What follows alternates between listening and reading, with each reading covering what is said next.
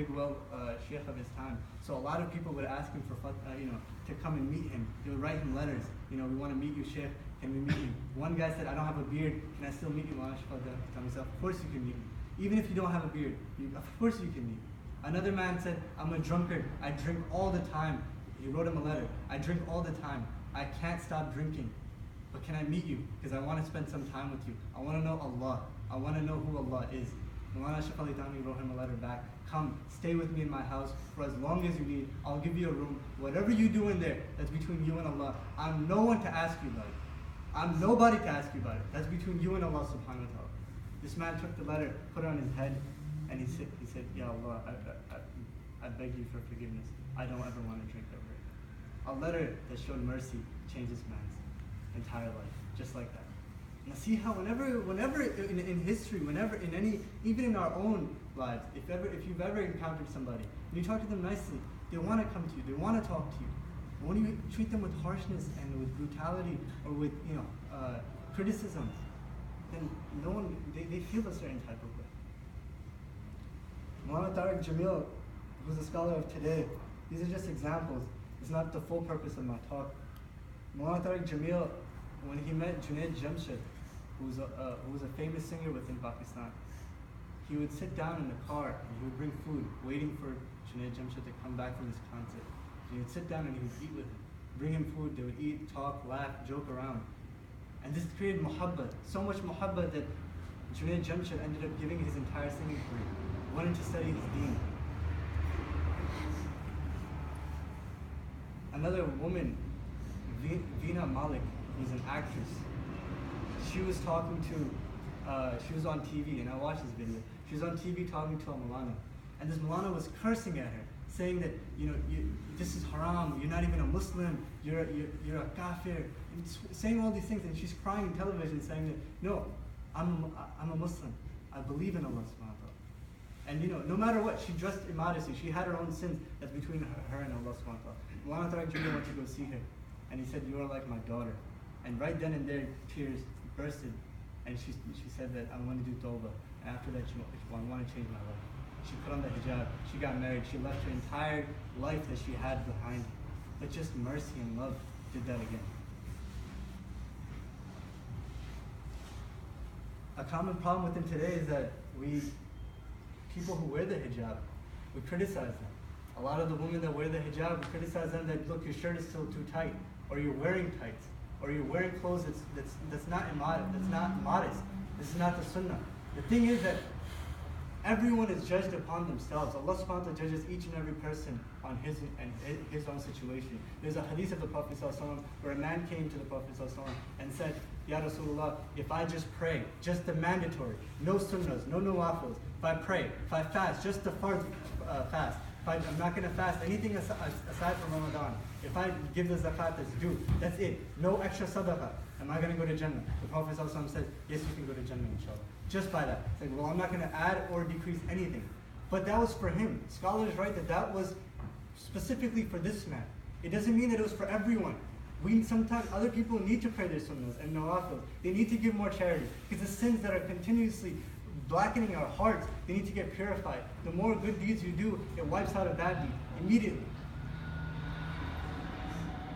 And, one scholar, he writes that everyone is moving at their own pace. Some people are moving so fast that they might start at the bottom of the mountain, but they're at the top of the mountain within a year.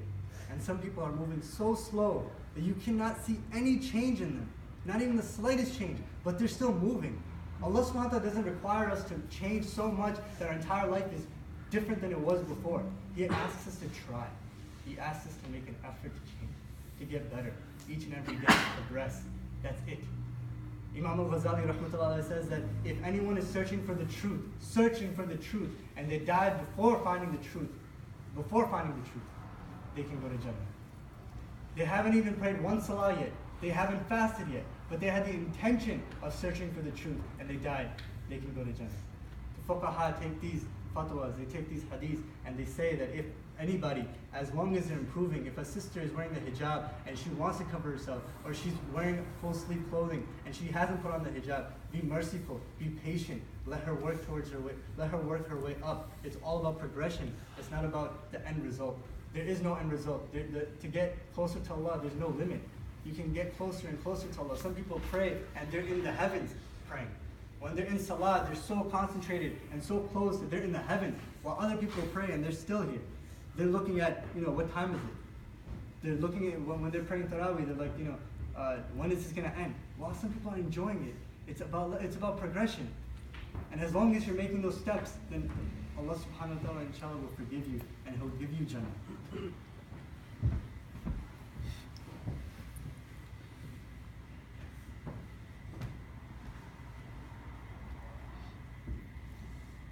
This is the last hadith about this specifically. Not hadith, a story. There's a man who was traveling with his companion, and they were walking and they came to a new masjid. And this new masjid was broken down. It was dirty. It was, no one fixed it. It was abandoned. And they had the adhan. When you call the adhan, at that time everyone would hear it within the town. So they sit there. He tells his companion, go give the adhan. Gives the adhan. They're like, okay, let's wait. Until they're waiting, they clean up the masjid, fix it up. No one comes. So they pray their salah and they're like, why? So they go into the town looking and trying to see if there's any, what the reason is why people are not coming to the masjid. They ask one guy, he says, our leader doesn't come to the masjid, he doesn't pray, so none of us will. We follow him. So Mullah says, okay, let me go to talk to the leader. Where is your leader? So he goes to him and he talks to him and he says that, why don't you come to the masjid? Come to the masjid with us. Come pray with us. People are behind you. He says that, look, I have two problems. One, I don't do wudu. I don't like to do wudu. I have an issue doing wudu. And number two, I drink. And if I drink, I'm told to not even come to the masjid. So this man, he had hikmah. He had some type of wisdom. He didn't tell him that, okay, forget it. If you're not going to drink, give up drinking and do wudu, otherwise don't even come. He looked at the big picture, not the small picture. We often look at the small picture. And that's causing our Islamic communities to decline and not progress. It's causing such a great problem within our society. He looked at the big picture and he talked to him and he said, go, just come to the masjid. He says, but even if I'm drunk, even if I didn't do wudu, he says, yes. Like, is this even allowed? He's like, I'm telling you, right? Just come with me, just trust me, this is on me. Then the shaykh goes back into the masjid, prays 2 rak'ahs, he goes into sajda, and he cries his eyes out to Allah subhanahu wa ta'ala. Ya Allah, I did everything that I could. I did everything that I could. Now it's on you to give this person hidayah. It's on you to give this person the tawfiq to come to the masjid. Next morning this man wakes up and he didn't drink that night. So he's like, I didn't drink, I'm not drunk. It's Jummah. Let me at least just go do wudu and let me go to bed. We went and prayed that day. The entire community went and prayed. Just by this one act of wisdom and mercy, an entire community got hidayah. An entire community started filling up the masjid. Just by that, by hikmah. Now oftentimes, there's so many opinions, like, a common issue within today is that Imam Shafi said this, and Imam Abu Hanifa said this. Imam Abu Hanifa has more proof. Why are you following him? This was a form of mercy. All these different opinions are a form of mercy for us. When someone's wearing shorts, we're supposed to make excuses, 70 excuses for each and every one of our brothers, right? Before we judge them, before we say anything to them. If someone is wearing shorts, in the Hanafi, if it's below the knees, it has to be below the knees for your salat to count. In the Maliki madhab, within an opinion, not the majority opinion, but within an opinion, even if it's even on top of the knees, as long as it's not above the knees, your salah is still valid. If you bleed in the Shafi fit, if blood, you have to do wudu, otherwise your salah doesn't count. In the Hanafi fit, if you don't do wudu, even if you bleed, it still counts. These are rooms for opinion. These are also rooms for us to make excuses for people. Be like, okay, maybe he's following this, maybe he's doing this. Instead of like, no, this is the opinion, this has more hadith. Man, you don't even know about usul, you don't even know the usul of hadith, you don't know the usul of fiqh, you don't know the usul of tafsir, and you're giving out fatwas and saying stuff like that?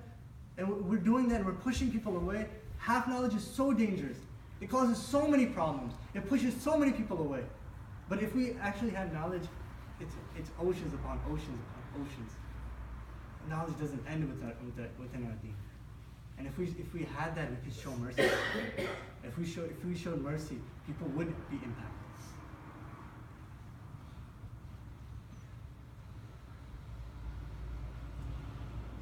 purpose of my talk isn't just about nasiha.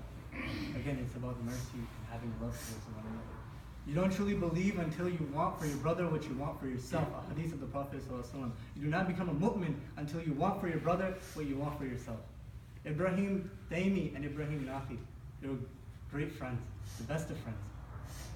And Hujjaj was a terrible tyrant within their society at that time. He had an issue with Ibrahim Nakhi. And he sent his guards out, go find him, I want to imprison him. So he sends him. Ibrahim Nakhi at the time, he was somewhere else. And these Ibrahim Nakhi and Ibrahim Taymi both were the teachers of Imam Abu Hanifa, rahmatullah alayh. So Hujjaj's guards, they go and looking for Ibrahim Nakhi. They find Ibrahim Taymi. Ibrahim Taymi finds out what they're going to do with his friend. He says, I am Ibrahim. He sacrifices himself. He says, I'm Ibrahim, take me. They take him. They don't even know. They put him in prison. Conditions were so bad that his own mother came and she couldn't recognize him. You know, sometimes my voice and my brother's voice, they're very similar, right? So oftentimes when people call me or my brother sometimes, and if I pick up or he picks up my phone, they wouldn't know the difference. But my mom, no matter, you know, if I call from my brother's phone, if I call from my phone, my mom will know the difference between me and my brother immediately. A mother knows you better than anybody, and they will always know you the best. And his own mother couldn't recognize him. But he went and he went through that for his own brother.